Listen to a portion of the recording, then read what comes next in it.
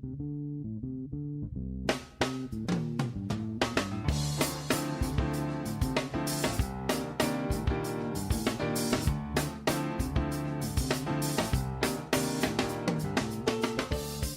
back to America's Commercial Real Estate Show. I'm Michael Bull. Thank you for being with us. This segment is brought to you by my company, Bull Realty. For customized asset and occupancy solutions, visit bullrealty.com. Well, today we're talking with Anthony Graziano. He is CEO of Integra Realty Resources. And Tony, I'd like to ask you now about some of the property sectors. And of course, the quick and easy one, I guess, because it's doing so well, is industrial. What do you foresee there? Sure. I mean, look, let's talk about the good news first, right? Yeah. Industrial actually has been going through a transformation, really. If you look at what the disruption in our supply chain resulting from this pandemic actually forced a lot of re-examination. We spent about a decade and a half working on just-in-time delivery, right? And then we ran out of toilet paper, and everybody realized we needed some just-in-case. And so there's actually been a lot of backfilling in the marketplace. You know, you hear the headlines about Amazon and Walmart and Target expansion for e-commerce, but a lot of the industrial has also been infill and build out of the infrastructure for warehousing. And I think you're going to see a push back to domestic manufacturing, or at least back up domestic manufacturing. And we're going to continue to see, obviously, the e-commerce expansion. E-commerce, hit records this year, obviously, with 17% of market share, excluding automobiles. So there's been a continued investment in that area. But ultimately, industrial held up. And I think as the marketplace started to evaluate what they were going to do with their capital, they looked to industrial as the safe haven. And it has been. Longer-term leases, good credit-rated tenants, all the basic fundamentals are there. So industrial held up very well during the pandemic.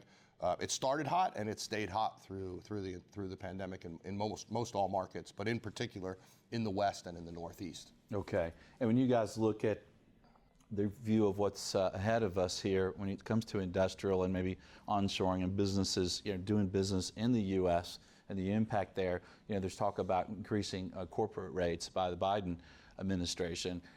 Did that play into it all? Your thoughts on the future of some industrial properties around the U.S.? Sure. I mean, we have not baked into our assumptions the Biden presidency or policies yet, but certainly the market is looking at what those things could do, and that's going to have an impact. Hopefully, the recognition that we need this infrastructure, this industrial infrastructure, and continue to retain the businesses here will be recognized. And I think as we started to run short on supplies during this pandemic, and as we got into analyzing where our component parts were in our vaccines and things of that nature, it became very obvious that a lot of this offshoring that we've been doing for 25 years maybe wasn't good in times of crisis. And so hopefully that will be considered in the policymaking. Yeah. Well, all right, well, let's jump to another sector that's been doing pretty well, and that's multifamily. What do you guys foresee there? So multifamily has been aided quite a bit. We talked about capital in the first part of the segment. Multifamily has absolutely been aided not only by the cost of capital at the banking level, but the Fannie and Freddie rates and the agency rates on multifamily just created an automatic spread positive during this crisis. The other thing that was very positive, obviously, was that multifamily was not the first one to take the hit. Everybody was sent home, and so everybody had to be somewhere, and so the demand for housing just generally held up. Now, what we have seen over the last 9 months is most of the residential single-family markets throughout the U.S. are on fire.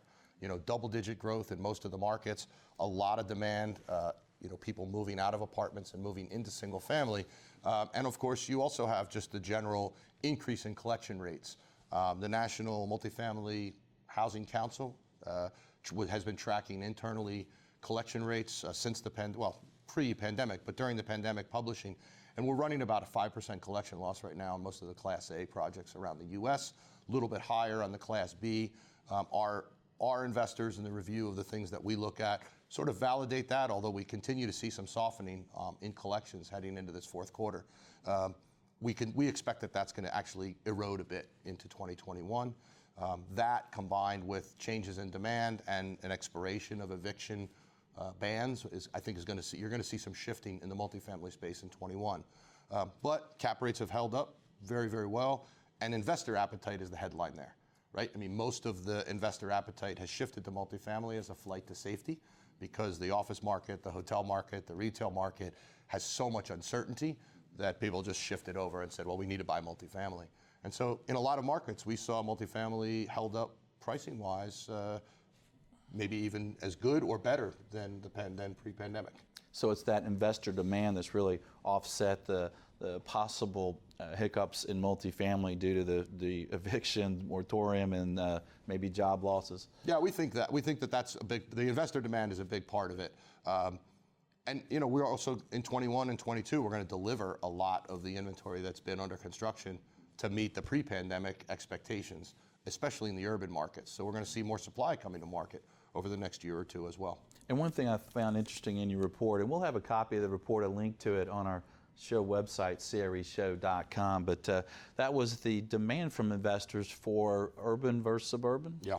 We always look at the urban-suburban mix because it tells us a couple of things, right? We segregate the data by Class A and B, and we also segregate urban versus suburban. And what's surprising is that the urban apartments, which are really taking the majority of the hit on rent retrades, Class A urban apartments are actually most desired by the investors.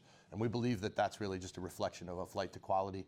The investors want to invest in something that even although in the short term, may be taking some short-term economic retrade hits on demand, they feel long-term the asset itself is well positioned to return.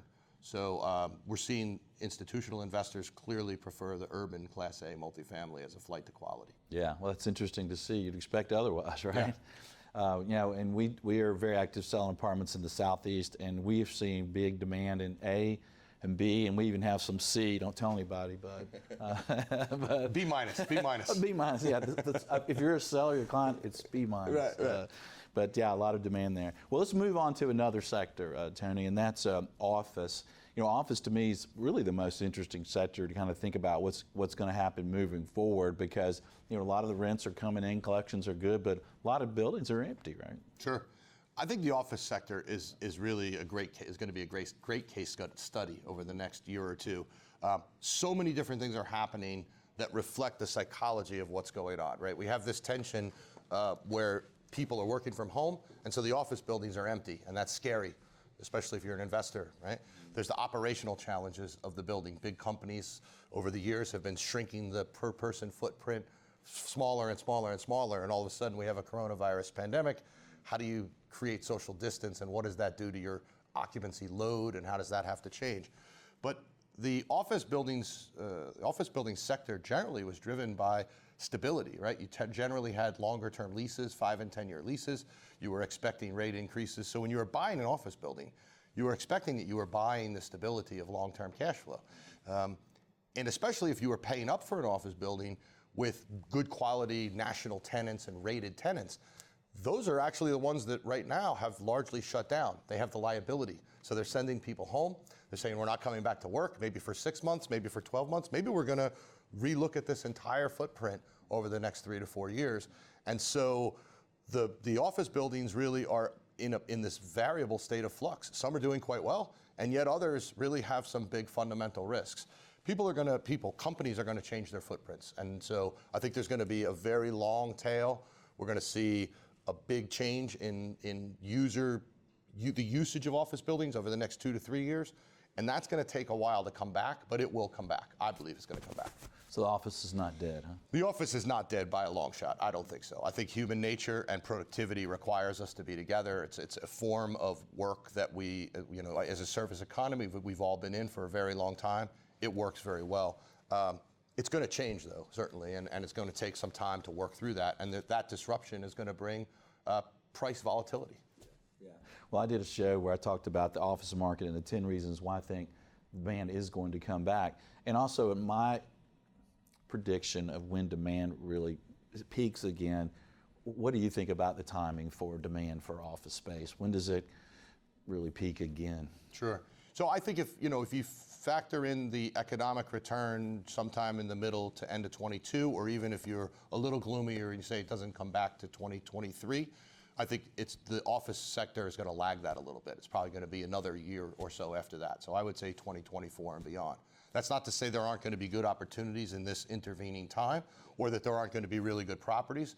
because I think a lot of it is also going to depend on what industries decide that they're coming back to work. And so in certain markets, I think it'll be fine. But as an overall, when is the office market going to stabilize? For me, that feels like 2023. Yeah. Well, that's interesting. I didn't want to tell you my estimate until you did yours. All right, so tell me, Michael, what do you think? I think 18 to 36 months, depending on the location. Well, considering it's January of 21, I guess I'm in the 24 to 30 month category. There you go. So now you feel better that you're right. I don't know about right, but they say the brokers and the appraisers who's more optimistic, right? So now we know. There we go. Well, let's talk about the next sector, and that's retail, because retail, everybody knows, is a lot of sticks and bricks has been hit really hard, especially in urban markets, downtowns where the office workers are not. But yeah, there's some suburban retail and things that are really doing well. What's your outlook there? Sure. So we talk about it in the report. Interestingly, the western side of the country actually is holding up pretty well on the retail sector. The Northeast, not so much. But if you look at that, the retail is not a universal category, right? You have retail like malls and regional malls. That was already on decline, right? Half of the malls that have been struggling pre-pandemic. They are already working on redevelopment plans. The problem now is some of the A malls are starting to struggle. Because of the predominance of CMBS and on the larger retail side, there's also a lot of distress there. It's harder to work those deals out. But the distress on the retail side as a result of e-commerce, that was happening. Now that's just going to accelerate. At the same time, retail tends to be well positioned in the marketplace. Good locations, adequate parking. So retail is very adaptable to redevelopment, unlike, say, hotels. Hotels are much harder properties to redevelop or repurpose for alternative uses than retail. At the same token, you look at net lease retail. Net lease retail's been performing very, very well. Packages of net lease retail assets going out at tremendous cap rates because it's a kind of a flight to cash flow. And so whenever there's uncertainty, the large buyer behavior tends to say, let's buy secure cash flow. And so, net lease retail's been very strong. Yeah. And what do you think about demand for sticks and bricks retail? When does people get back and shop in these stores? I think my professional opinion and personal opinion by observation is that every month that goes by that people continue to be stuck at home, there is a pent-up demand to go on vacation, and there's a pent-up demand to get out and go shopping and get back to normal. I think as soon as it's safe, I think you're going to see a big spike in demand almost immediately, where people are going to backfill and the old restaurant spaces that sat vacant, are going to get re-tenanted, and people are going to start new businesses. And assuming that the economy has, some reasonable dry powder, I think you're going to see a spike when we get to the point where inoculations are sort of accepted and the majority of the public is ready to go back out and be back in the world. Yeah, well, it's interesting to hear you say that, because we're starting to see some of these tenants, retailers and restaurants, that are really excited about some of the locations they can get now. Yeah. And some of the deals that they can cut. So. And the best thing you can do with retail, in all honesty, is to make it affordable so that your tenants are making money, right? That's always the tension, is to not just drive to the best market rent and then find a tenant that can afford to pay that rent. The best retailers really manage operationally to assist their tenants in making money, and those that are taking that position, I think, are holding up. I will say, though, the psychology, talking to other Integra offices and my colleagues around the country, the psychology of coronavirus is going to be very interesting. I think we're going to be studying it for decades to come. You take markets where there were very strong lockdowns, California and Detroit and other areas, those markets where they did a really hard case lockdown, those folks are much more reluctant to go out today than, say, in markets like Miami, where, yes, we were wearing masks and we were doing all of those things, but largely the market stayed open. And so the markets that kind of have stayed open, that market activity has continued. And the markets that were really on a hard shutdown, it's been slower for those people to get comfortable going back out. And so what we're seeing, like in South Florida, if you go out in South Florida now, people are coming down from the Midwest and they say, do you guys even realize that there's a pandemic?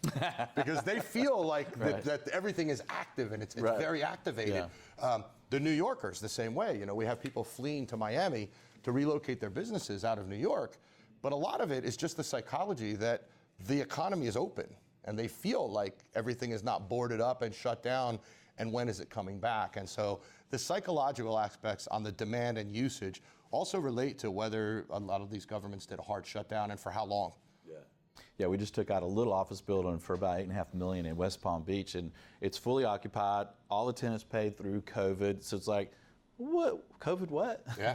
So like, what? Yeah, it's really stable. We've seen that playing out again and again, particularly as you get north of Broward County, and you know, Florida generally was much more open through the pandemic, to its detriment maybe on health. I don't know what the statistics will show at the end, but I can tell you from an economic perspective, it's been much more positive in terms of attracting back investment and people wanting to come. Yeah, well, we've also seen that trend in CBD versus suburban. Like, we're selling a bunch of suburban office buildings, and we went and toured them, and they're under contract, they're selling them, and 85% of the tenants were in, they were active, they were operating, but yet we come back to our building, which is in a perimeter market high-rise with an elevator. There's hardly anyone working in these buildings. So it really also seems to be the same thing, kind of suburban versus CBD, at least here in Atlanta. Do you see that in other places? We're seeing that in other places. Yeah. You know, there's another factor that we don't talk about a lot, which is the predominant use of mass transit to get to those urban locations. So a lot of it isn't about necessarily being in the building. It's about how do I normally get to the building, and what am I going to do when I get there? And you know, you even think about an elevated building, you know, that's 6 or 8 stories or 10 stories versus maybe a 3-story suburban office building. A lot easier to make some choices there.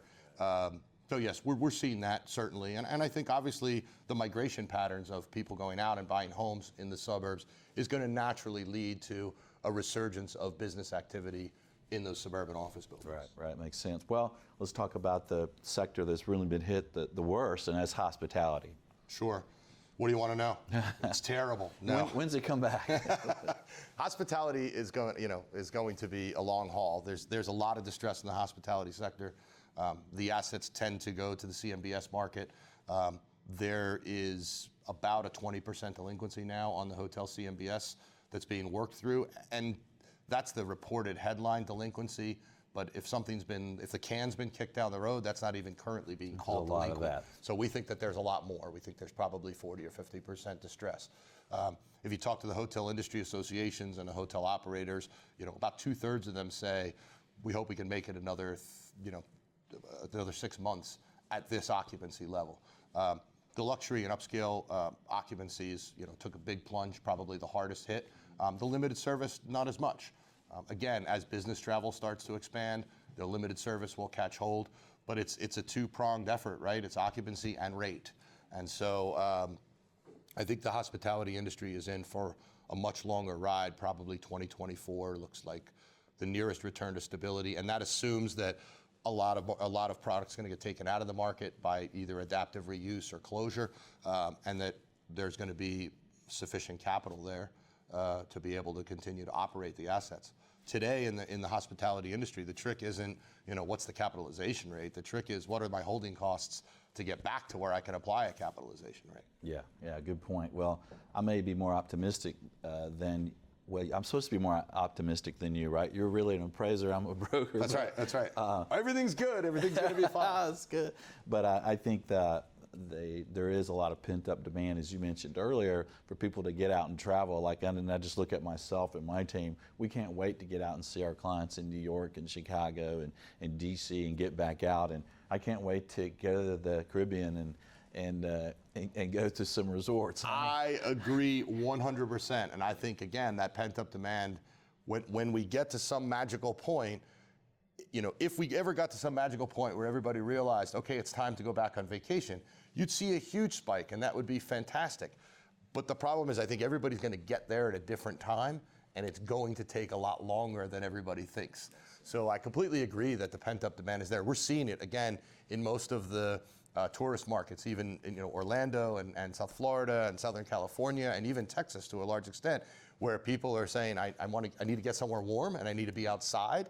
And that's absolutely driving, positive travel, even today, even with the overhang of concern. But the capacity in the hotel business. Again, this was sort of already happening pre-pandemic, right? These challenges and the tension between supply and demand and how much more do we need was already happening. So I just think it's going to take longer for everybody to wake up one day and say, okay, it's time to go on vacation again. Yeah.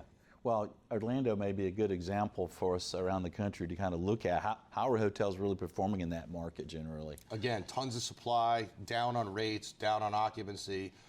Orlando's also a big convention market, so it's not, unlike some markets that are travel destination markets just for vacation, that's also a huge convention market. And so the hotel room supply relates to conventions, as with San Diego.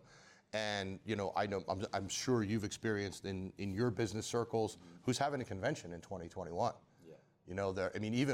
Even our meetings, our in-person meetings, company meetings and things like that have been curtailed and continue to be curtailed because you have this psychological problem. Like when are 50% of the people or more going to be ready to get on an airplane and sit in a room with everybody for 2 or 3 days and go to dinner and do these things?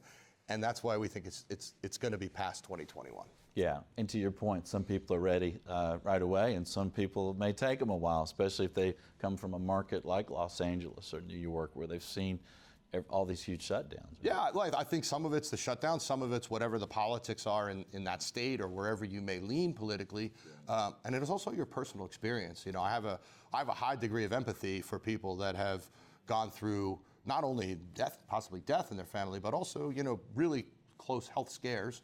A lot of people are worried about their parents and their grandparents. The ironic part from my observation is the older generation is sort of in the mode to say, we're just going to keep living. We don't have enough time to sit around to 2024.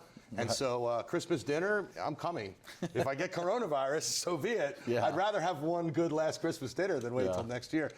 It tends to be that the older ones are, I think, a little more resilient. Well, that's a good point. I told my son that if we ride street motorcycles, and I said, son, you need to be really careful because if I passed away, people would say, well, Michael had a good life. Right. I said, son, if you pass away, it's tragic. That's right. I mean, it's terrible. It is tragic. It is. So yeah, that's a good point. Well, Tony, what would you leave our audience with around the country to think about from doing the report and talking about it?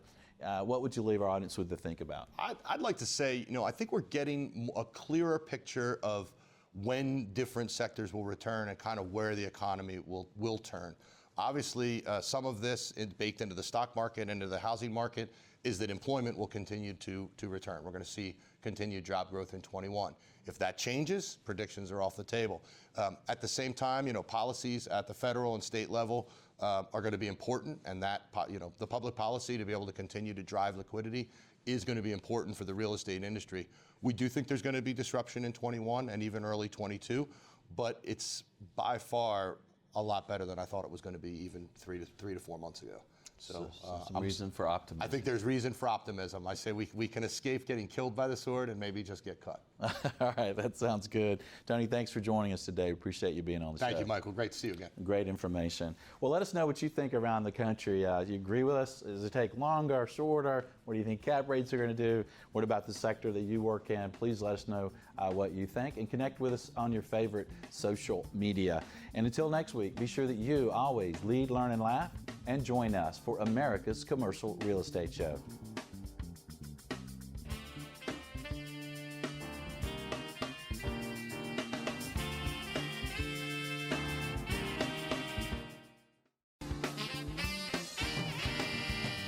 If you appreciate the show, think about the opportunity to do business or refer business to our sponsors. Bull Realty. For customized asset and occupancy solutions, visit bullrealty.com. Commercial Agent Success Strategies. For incredible commercial agent training, visit commercialagentsuccess.com. Vista Property Reports. Use smartphone location technology for commercial real estate due diligence. Visit vistapropertyreport.com/CRE show. Core.Green. Use ion technology to create a safer environment for your real estate. Visit core.green. For more commercial real estate intel, forecasts, and strategies, visit CREshow.com.